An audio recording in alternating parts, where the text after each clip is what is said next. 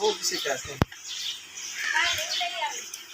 खैमा जो कहते हैं उसे पुराने अहदनामे में तंबू कहा गया है जो हमने लगाया हुआ है।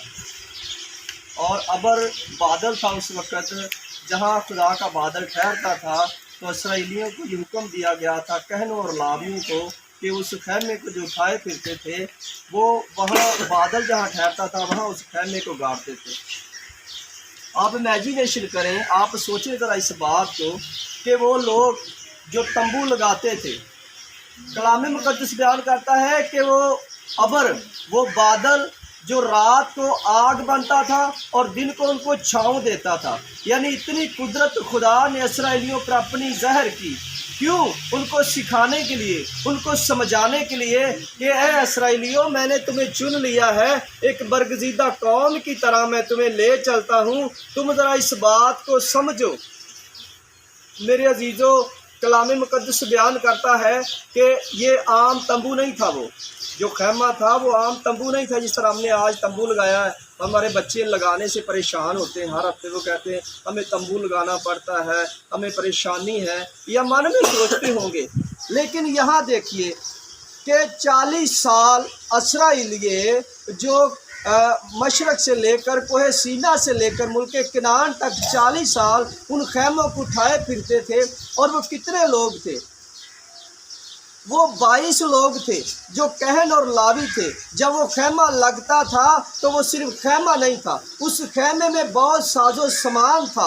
बाइबल मुक़द्दस बयान करती है कि वो ये तंबू नहीं था, वो एक रायल तंबू था, जिस तरह बादशाहों के तंबू होते थे, एक महल की तरह वो तंबू था। और वो तंबू जो था वो सिर्फ कहनों को इजाज़त थी। उसमें चांदी की कुर्सियाँ थी, सोने के जो थे वो बम्बू थे जो उस खैमे के अंदर लगते थे, और उसके जो रस्से थे वो मजबूत, एक अच्छी मिकदार वाले थे, मजबूत थे और पाक रस्से थे, क्योंकि उनको सिर्फ लावियों को उठाना था और कोई नहीं था। लेकिन आप सोचें ज़रा कि जब ऐसे तंबू लगाया जाता था तो इसराइल के जो 12 कबीले थे, 3 मशरक़ की तरफ, 3 मगरब की तरफ, 3 जनूब की तरफ, 3 शमाल की तरफ, जब कहन खैमे से निकलता था तो चारों तरफ से लाखों की भीड़ नजर आती थी। लेकिन उस तंबू को उठाने वाले कितने लोग थे?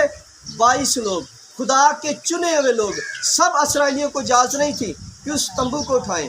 आप इमेजिनेशन करें कि जो लोग खैमों में रहते थे वो आम खैमे थे, लेकिन जो खुदा का शहादत का खैमा नस्ब हुआ था वो कोई आम खैमा नहीं था, कि आम खैमा था। कलाम मुक़द्दस बयान करता है कि जो अगला हिस्सा है वहाँ ऐद का सदूक था, जिसमें पाक हुक्म थे जो मूसा को उस पहाड़ पर दिए गए थे। उस खैमा में सिर्फ कोई नहीं जा सकता था, सिर्फ वही कहन जाता था जो पूरा साल रोज़े रखता था, जो दुआएं करता था, जो खुदा की हजूरी में ठहरता था। एक साल में फिर वो जाता था। और दूसरे हिस्से में क्या था? वहाँ मेज़ था और रोटियां थी, जिसे हम आज जिसे यीशु मसीह भी तोड़ कर देते हैं रोटी, वैसे रोटियां थी। और वो कहनों को जायज़ थी कि वो कहन रोटी उस मेज़ से खाते थे और किसी को खाना रवा नहीं था। और पहला खैमा जो था वहाँ कहन आ जा सकते थे, खुदा की इबादत कर सकते थे। इस खैमे के बारे में आपको क्यों बता रहा हूँ? मैं आज एक आपको बताना चाहता हूँ कि जितनी चर्चें, जितने लोग से शुरू हुए हैं, याद रखना, जिन्होंने टेंट सर्विस शुरू की है, आज वो बड़ी मिकदार में आगे बढ़ रहे हैं। अगर हम एंकर नरोला मिनिस्ट्री को देखें तो आज वो लाखों की भीड़ होती है और आज भी वो टेंट लगा रहा है। साउथ अफ्रीका की एक ऐसी मिनिस्ट्री है जहां लाखों लोग होते हैं, लेकिन आज भी वो टेंट लगा रहे हैं। जब वो साउथ अफ्रीका की मिनिस्ट्री पढ़ रहा था, जब उन्होंने पहली दफ़ा टेंट में दुआ की तो लोग उनको मजाक करने लगे, छेड़ने लगे, यार ये भी कोई दुआ करते हैं, ये टेंटों में घुसे रहते हैं, यार ये भी कोई खुदा की इबादत करते हैं, जहाँ मर्जी टेंट लगा कर बैठ जाते हैं। लेकिन आप इमेजिनेशन करें, आप सोचें ज़रा, आज वो मिनिस्ट्री अरबों खरबों में मिनिस्ट्री है, लेकिन उसके बावजूद वो आज भी टेंट लगा कर इबादत कर रही है। क्यों? क्योंकि वो समझते हैं कि बेदारी जो है वो टेंट से शुरू होती है। ऐसा नहीं है कि कलाम मुक़द्दस बयान करता है कि तुम टेंट में ही बातें करो और खुदा की हैकल ना बनाओ। खुदा की हैकल तो आपका अंदर है। अगर यह मजबूत हो गई तो सब कुछ मजबूत हो गया। आप जहाँ बैठते हैं खुदा की हैकल आपके अंदर है। अगर आप हैकल में भी जाकर, यरूशलेम में भी जाकर आपके अंदर फतूर है, वह सियून में जाकर आपके अंदर लड़ाई झगड़ा है, रगड़ा है, तो आप तो वहाँ भी सेफ नहीं है, आप तो वहाँ भी इब्लीस के हाथों में हैं। और अगर आप इस टेंट के पास बैठे हैं, मैं आपको क्यों बता रहा हूँ कि अगर खैमे में पहला हिस्सा जो था वो ऐत का सदूक था, तो वहाँ साफ़ सुथरा कहन, पकीज़ा कहन जा सकता था। इसी तरह आपकी हैकल है। अगर आप अपने अंदर को पाक साफ नहीं रखेंगे तो आप जो मर्जी कीजिए, आप खुदा को कबूल नहीं होंगे। लेकिन अगर आपने पाक साफ रख लिया तो आप अगले खैमे में दाखिल हो सकेंगे। जो खैमा इसराइलियों लगाते थे वो सिर्फ 22 लोग थे, और आप इमेजिनेशन करें कि वो लोग थकते नहीं थे। बाइबल मुक़द्दस जिस तरह अभी बेटी ने पढ़ा कि कभी बादल शाम को हट जाता था, सुबह आया बादल, लोगों ने खैमे लगाए, और एक खैमा नहीं था, ये 25 लाख लोग जो इसराइली थे उनके पास लहदा खैमे थे। जिस तरह हमारे घर है ना, लहदा उनके पास खैमे थे। और आप इमेजिनेशन में कितने रस्से होंगे, कितने खैमे वो बांधते होंगे, और जब सुबह को शाम को उखाड़ना पड़ता था तो कितनी तकलीफ होती होगी उनको। लेकिन फिर भी वो खुदा के लिए उठते थे और चलते थे। आज हम क्या हैं? हम ऐसे काम करने से रवा नहीं है। मेरे जो हमें ज़रूरत है कि हम खुदा के हुक्म को फॉलो करें। अगर वो कहता कि यहाँ से चल और अगला पड़ाव अबूर कर, तो हमें जाना ही पड़ेगा, हमें रुकना नहीं है। अगर हम रुक गए तो हमने खुदा के हुक्म को क्या किया है? नाफरमानी कर दी है, और खुदा को नाफरमानी पसंद नहीं है। और कभी कभी ये जो बादल था ये सारी एक साल ठहरा रहता था, और कभी कभी 1 महीना। ये बच्चों को खामोश कराएं, ये क्या कर रहे हैं आप? और कभी कभी 1 साल ठहरा रहता था। ये खुदा का खैमा कोई आम खैमा नहीं था। उसमें चांदी की कुर्सियाँ, सोने के बम्बू, और जो थालियाँ थी वो भी सोने की थी, और ऐत का संदूक जो था वो पूरा सोने से जड़ा हुआ था। खुदा ऐसी पाक पकीज़ी आप में चाहता है कि आप अंदर से पाक हो, साफ हो, और खुदा आपको पसंद करता है। लेकिन जब आप खुदा को नाराज़ करते हैं, खुदा के अंगेस्ट खिलाफ जाते हैं, जब वो कहता कि उठ और चल मेरे नाम, मेरे इरशाद आज़म को लेकर चल, अगर हम नहीं जाते हैं तो हम खुदा को नाराज़ करते हैं। ऐसा नहीं है कि हमें आवाज़ नहीं आती है, खुदा का रूह हमें सिखाता है, आवाज़ देता है कि ये तेरा काम है, ये तेरी ड्यूटी है। अगर हम लागर्जी करते हैं, हम लेट उस ड्यूटी को शुरू करते हैं, तो हम बहुत सारा अजर अपना खो देते हैं।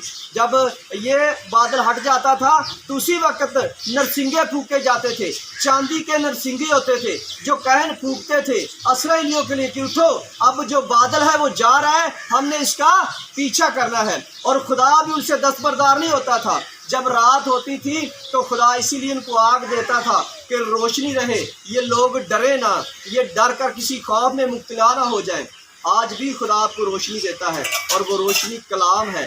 जब ये आपके पास होगा तो आपके लिए कदमों के लिए चिराग और राह के लिए क्या होगा? रोशनी होगा। जब हम कलाम को एक्सेप्ट ही नहीं करते, रिसीव नहीं करते, हम ये नहीं जानते कि इसराइल ये 40 साल क्यों जंगलों में भटकते रहे। मेरे जीजो, एक दफ़ा तो पास चले गए कनान के, लेकिन सालों साल फिर भी वहाँ ही रहे।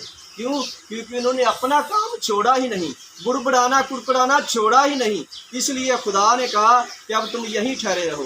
खुदा चाहता है कि तुम जल्दी जल्दी दाखिल हो जाओ यरूशलेम में, लेकिन हम अपने कामों को नहीं छोड़ते हैं, अपनी सुस्ती को नहीं छोड़ते हैं, अपनी लागर्जी को नहीं छोड़ते हैं। इसीलिए हम फिर वहीं ठहरे रहते हैं, और खुदा हमें वहाँ ठहराई रखता है।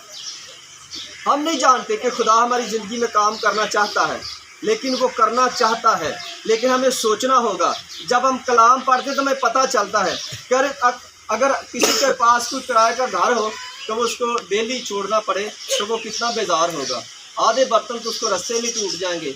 जब वो सामान उठाता होगा तो कुछ चीज़ें वैसे ही टूट जाती होगी, कोई उसका पंखा जो फ़ैन है वो टेढ़ा हो जाता होगा, बहुत सारी चीज़ें। तो यहाँ असराइली जो थे खैमे उठाए फिरते थे, इनकी एक चीज़ भी ख़राब नहीं हुई। यहाँ तक बाइबल बयान करती है कि ना तो उनके कपड़े फटे और ना छोटे हुए। जैसे वो लोग बढ़ रहे थे जिस्मों कदो कदामत में, वैसे उनके कपड़े बढ़ रहे थे। और ना उनकी जूती टूटी कि उनको मोची की ज़रूरत पड़ी के साथ एक मोची भी ले लो, और ना उनको किसी चीज़ की कमी हुई, ना उनको कोई रास्ते में होटल, खुदा आसमान से उनके लिए खाना मुहैया करता था। खुदा आज भी आपके लिए सब कुछ करना चाहता है। वो आपको चाहता है कि आप रूहानी खुराक खाएं, फरिश्तों की खुराक खाएं, आप मजबूत हो जाएं। लेकिन उसके लिए हमें खुदा का पीछा करना पड़ेगा, उस नए यरूशलेम के लिए पाक रूह को फॉलो करना पड़ेगा। जब हम इन चीज़ों पर गौर करेंगे तो यकीनन खुदा हमारी ज़िंदगी में काम करेगा। और आज मेरा ईमान है कि इस खैमे से हमने बहुत कुछ सीखा है। मेरे जो आज सीखने की ज़रूरत है, कलाम हमें सिखाने के लिए दिया गया है। जब हम कलाम को पढ़ते हैं तो अपने दिल में रखें कि ये जो हमने पढ़ा है चैप्टर, इसका मतलब क्या है।